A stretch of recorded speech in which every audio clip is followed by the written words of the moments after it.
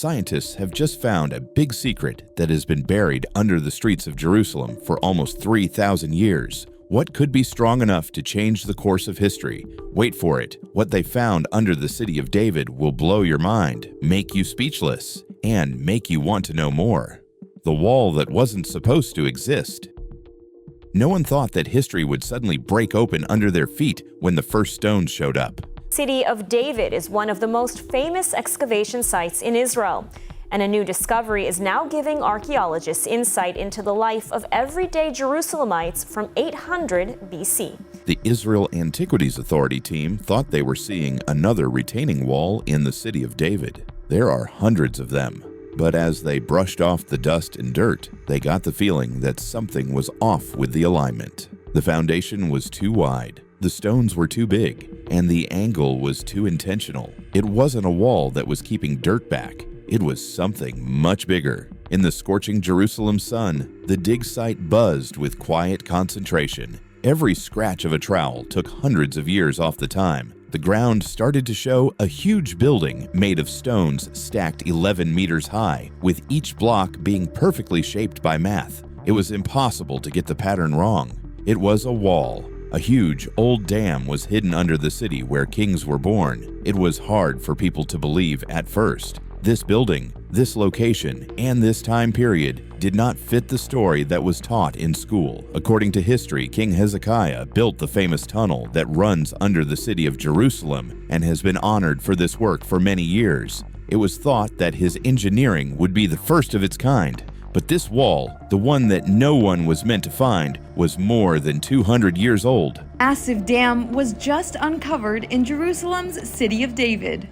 Excavators from the Israel Antiquities Authority have used carbon dating to discover that this dam actually dates back to 2,800 years ago. Samples from the spot were quickly sent to labs all over Israel. Scientists looked at the biological traces that were stuck between the stones. They found bits of reed, ash, and clay that were sealed in the mortar. The carbon-14 test showed a clear and narrow range, 805 to 795 BCE. That meant this dam was there a long time before Hezekiah's rule, before the Assyrian army ever threatened Jerusalem, and before the fear that is said to have led the city to dig its tunnel. The data was locked into a single decade, not hundreds of years. In history, it's almost impossible to be that exact. This was more than just a surprise for the experts. It was a fix. Thermoluminescence confirmed the same time period, and sedimentology showed river deposits that fit a period of violent weather around 800 BCE. The finding was completely safe because it was supported by archaeology, geology, and environmental science. There was nothing left to guess. Someone had already achieved hydraulic engineering to a level that shouldn't have been possible until about 2,800 years ago. Not only was the building big, but it was also smart. It was lined on the inside with packed clay and gravel to reduce pressure. The slope was planned so that water from the Gihon spring would flow into a waterway that would likely fill up what would become the Pool of Siloam. Even now, water minerals can be seen in very small amounts on the stones. This shows that the system used to work correctly. It wasn't just a wall, it was a heartbeat made of stone that was built to keep an old city's heart beating. The field notes from the team tell a quiet story. One expert said that the way the dam was built was similar to architecture from the Bronze Age, but the size of the project was more like that of later kings' works. It was too far along for one age and too early for the other. People used to think that the city of David was just a small settlement on a hill, but all of a sudden it looked like the capital of a well-planned, ambitious country. When the information got to headquarters, no one said anything at first. Then what they were seeing started to hit them hard. This finding changed the order of events in history, not just added a new chapter. Hezekiah was the engineer king and the creator who made sure Jerusalem would stay alive for many years. Now, though, the facts said something different. He hadn't started the work, he got it from someone else. 200 years before him, people had already done the work that made his accomplishments possible. With each new measurement, the puzzle got bigger. The builders of the dam didn't leave any written records behind. There were no statues or seals that named their king or showed that they were in charge. The stones were the only ones who spoke. They talked about a group of people who knew about time, water, and land. They knew that they had to control the flow of the river to protect Jerusalem. A well-known story became a question that no one had ever asked before the finding. If not Hezekiah, then who was the start? Who ordered this huge dam to be built so long ago, before there was any danger? Between the temple and the spring, somewhere in the levels of that hill, another name waited, that of a forgotten builder, a hidden king, or a lost part of Jerusalem's history. The question, if Hezekiah didn't start it, who did? Hung in the dry air of the dig site as the dust settled over the stones again. The builders of the impossible. The sound of a single chisel hitting rock is like a heartbeat from a long time ago. People didn't think it was possible, but dust swirling around the beam of a torch shows a system that is older than the kings who are said to have built it. This dam wasn't just a wall under the city of David. It was planned and carried out with a level of accuracy that made it feel almost modern. Everyone was shocked when they found out that Hezekiah hadn't built that building. It was from almost 200 years ago during the reigns of King Joash, Jehoash, and Amaziah, who are recorded in the ancient records of the two kings. These names were no longer mythical. Through archaeology, they learned how to build things. People remember Joash for ordering that Solomon's temple be fixed up. He started a drive to improve infrastructure. The Bible's account of rebuilding the temple used to sound like a small act of devotion. Now, it seemed to have started a change in public works. It's possible that the extra money from that project went straight into building new civic systems, structures that were meant for more than just prayer. One of them was this dam, which was a work of engineering and forethought. Numbers told the story better than words. Samples of sediment from the lower layers showed streaks of clay and silt that changed directions over time. This shows that there were many storms and droughts. Weather experts from Tel Aviv University agreed that around 800 BCE, the area had unpredictable weather, with flash floods one season and a lack of water the next.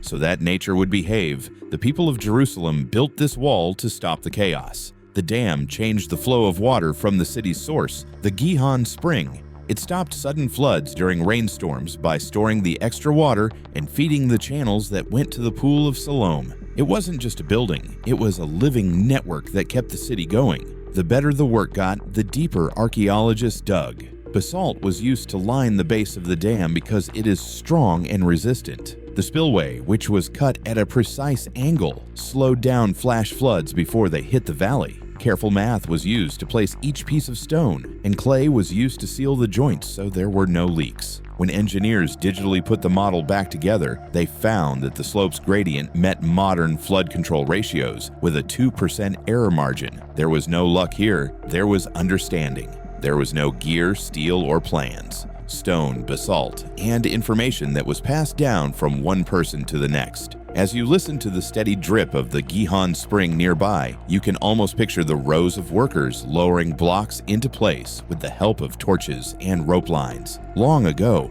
their hands turned to dust, but their math still works. The building has stood strong for 800 years through erosion, earthquakes, and invasions. It stands as quiet proof that the first engineers in Jerusalem were thinkers, not copycats. Each field test showed that the project wasn't done by itself. It was planned and organized. Central planning was shown by how the dam was placed in relation to other underground waterways. This is proof of a hydraulic policy at the state level. This wasn't a farmer's improvisation, it was a government-backed idea. To pull off such a project, people had to work hard, pay taxes, and be leaders. That means that someone, most likely Joash or his successor Amaziah, saw how weak the ground was around Jerusalem and chose to build a wall to protect it from both heaven and earth. It's easy for modern viewers to not fully understand what this means. In a time before aqueducts and official engineering schools, the people of Judah made order out of chaos.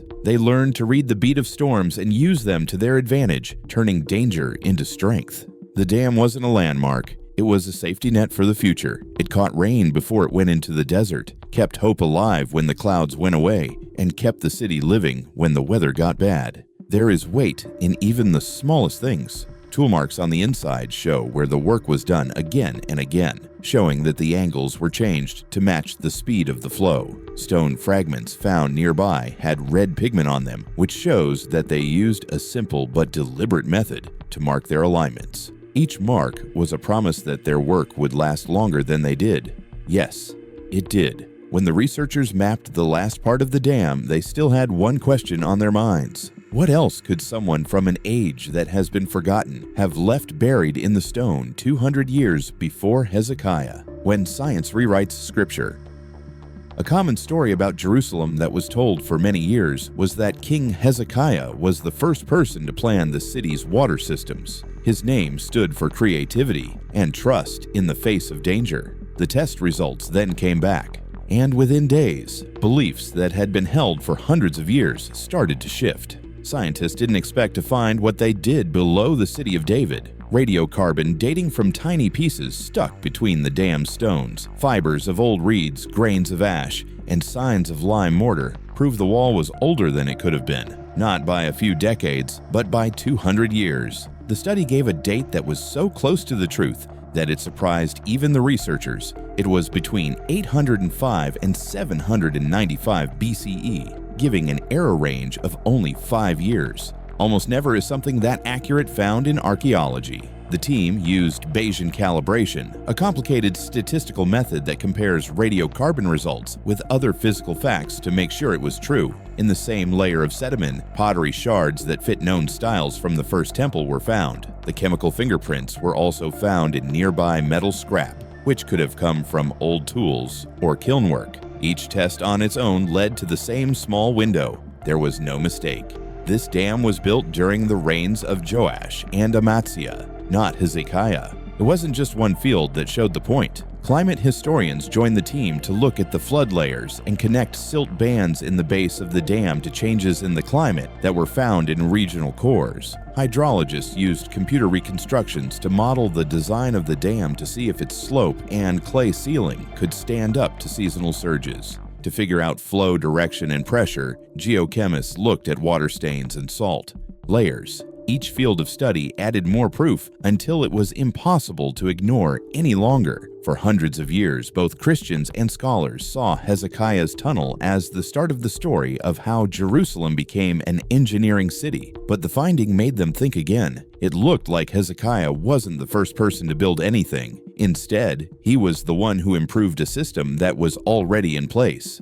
The huge dam was the first base, and his work linked it to new channels and extra defenses during the Assyrian danger. This wasn't a removal of the Bible story, it was an addition to it. In the Bible, it says that Hezekiah stopped the upper outlet of the waters of Gihon and directed them westward. Archaeology now shows how he could do that, by changing a network that was already there. What used to sound like a myth now reads like a technical explanation. Under the city of David, there is proof of continuity. Each generation builds on the one before it. The oldest layer goes back even further to a Canaanite tunnel from the Middle Bronze Age. It was built many years before the Israelite kings held Jerusalem. That old road was just redirected by Hezekiah's famous channel into a safe, hidden system. The new finding didn't take the place of the story of faith. Instead, it made it stronger. It was an electric moment for both science and theologians. It proved that physical proof and holy texts weren't rivals, but rather two ways of looking at the same truth. Faith kept the story alive, and science found the proof. A lot of irony went into that. For many years, people who didn't believe the stories said they were just myths, because they said that early Judah didn't have the skills or planning to build something so big. The counter-argument, on the other hand, was carved in stone and marked with the year. It was 11 meters high, made of basalt, and geochemically dated to the exact decade it was said to exist. The water that defined a civilization. It moves slowly through a tunnel that is just big enough for one person to stand in. As water drops from the roof, they make a sound that can be heard all the way down the narrow stone passage. This is the Gihon Spring, which is Jerusalem's oldest source of water. Kings, workers, and preachers all drew from this spring to stay alive. Every droplet that falls through the darkness has been alive for almost 3,000 years. As scientists followed the channel, they found something amazing. The dam, The old Canaanite tunnel, Hezekiah's tunnel, and the Pool of Siloam were all connected to form a single hydraulic system. It wasn't built by chance over many centuries. A living circuit of stone was carved by minds that knew both the land and the passage of time. It was a smooth flow of planning and adaptation. A new date puts the dam's construction at around 800 BCE. It held back the rushing water from the Gihon Spring during regular floods. After that, the flow was changed by small cuts that went downhill into the center of the city. Part of that water went through the Canaanite tunnel, which was made hundreds of years ago. It had a winding path so that enemies couldn't see the exit. Later, Hezekiah would change that same system by blocking off old exits and digging a deeper, more secret tunnel to keep the city's supplies safe during war. At the end of that path was the Pool of Siloam, which was the most important place for Jews to meet and where water was managed in Jerusalem. Archaeologists were amazed at how well the engineers were able to map the grade. The angle at which the flow dropped was just right, straight enough to move the water easily without wearing away the limestone walls. The channel had sediment traps built in to catch trash, and small runoff angles sent extra water back toward natural cracks in the bedrock. It wasn't a guess. It was planned based on hundreds of years of watching. Researchers put this to the test by using 3D imaging and models with the help of AI in the tunnel. Scans showed that subchannels were cut along natural cracks in the rock. These were not cracks, but rather cuts that were made on purpose. The ancient builders shaped their tunnels to follow the tracks with the least amount of trouble. Each room, vent, and curve had a specific job to do with the hydraulics. The technology proved what historians had thought for a long time but never had proof of. These engineers thought like current hydrologists do, without ever using a plan. It was never just about living, though. The water meant something. In the past, pilgrims used these pathways to clean themselves for religious reasons before going up to the temple. They washed their feet and hands in the same water that ran through the dam because they thought that being clean led to being holy. Archaeologists even found smooth stones near the edge of the pool that had been worn down by thousands of years of use. These were the tracks of devotion. There was more than just water in Jerusalem. Pureness, power, and faith were carved into the stone. As of right now, the old system is still alive. When it rains, little trickles still move through the lowest passages. Even though the dam has been buried for almost 3,000 years, pressure lines that show where water used to gather can still be seen. Engineers who are testing the structure's strength say that it could still direct water flow today if it were cleared, that it has stood the test of time. Earthquakes, and even time itself, says louder than any writing. Scientists today followed that faint sound of water dripping deep beneath the city and realized something very important. Jerusalem is still alive beneath its own roots, breathing through the same waters that fed its kings. Digging through time. With all the lights on, the dig site looks like a stage. As tools hit old stone, dust floats through the air and picks up light, soil that hasn't been in the sun for almost 3,000 years mixed with sweat. Antennas around them make noise with electricity as they map the ground in real time. Each beep from the technology is like a heartbeat of history coming to light. It's no longer just archaeology. Minds and computers are working together. Scientists who study the climate look at mineral deposits, while archaeologists look through pottery and dirt. AI experts take scans that aren't very clear and turn them into 3D maps with layers that show tunnels, rooms, and lost foundations. Each expert adds a new level of understanding, or verse, to the story of Jerusalem that has been forgotten. They aren't just finding artifacts. Together, they're putting together a society. At the heart of it all is Danny the Digger Herman, who is both a historian and a storyteller, and the team's emotional guide. His eyes are filled with the same awe every time a piece of the past comes to life from the dust. He sees these findings as his own. He used to read about these kings' names in old books. Now he has their history in his hands. His voice is steady and respectful, and as the story goes on, it sounds both amazed and shocked. The dam is older than Hezekiah. The caves were carved with unimaginable accuracy, and the proof of genius has been forgotten for a long time. More than just stones were found in the dig. The Natan Melech Bulla, a small clay seal with the name of a government official described in 2 Kings, was found among the rubble. It was a voice that had been frozen in stone, connecting the world of the Bible to a real place and time. Nearby were pieces of pottery that had been burned, charred beams from long ago, and pieces of tools that workers had used to build the wall. Each item was a whisper or a fingerprint from someone who had lived, worked, or loved on this ridge. Jerusalem's secrets keep unfolding, and this is only the beginning. Like, share, and subscribe for more discoveries.